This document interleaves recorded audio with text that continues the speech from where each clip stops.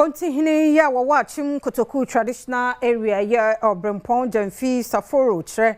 ya wotoso mienu na bom rahebedwani ya wo ho Alexander Kwesi kwa kokono se onyai se wo ye wotietia mensi crouch pani ho Solomon kusibrako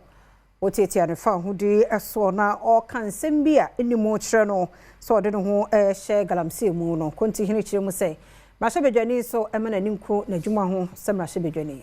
Krontihene de machim Kotoku traditional area Premtobre Kasee Saforo chire otoso mienu ani edege wakobo akwa mamrahebedwani o wona mpeso no eso Alexander akosi akwase onyai se kwadu ahodo wode bo abankrache pani Solomon kusibrako edefa se wode no ho ehye famagudi tu a emfa kwampaso eho enye obi hunu bi na dia ma o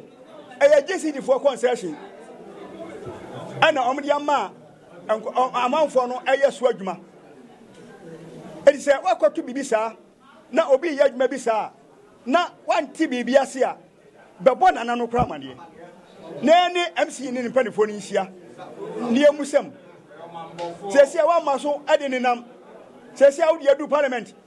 o ka se ewura no ode no for galamse mu na ni wura fi se atiye ma wurafire edadwam na omutu ye no omde dikatu ni galamse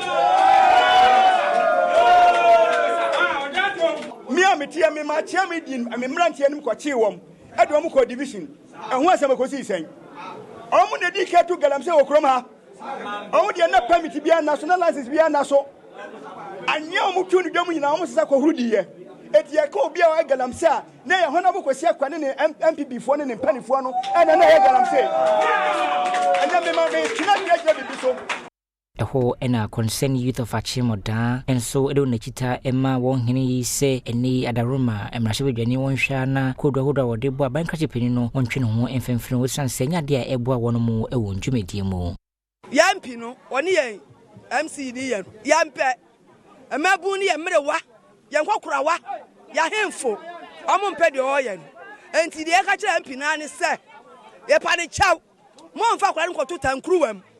non sopreno MCE balance ye mu bi wa hye ebi mu dwa kakra ebi mu wo do makoto adwuma na say decognation exercise course ye mu bi wo task force amte ye mu beble bi ene etwa mu omugusu ya ayadwuma abosumi bi obi anya no kakra ye no mi nso wa hye ebo a kire sa fe no aba enti kakra obeboa na obi anya bia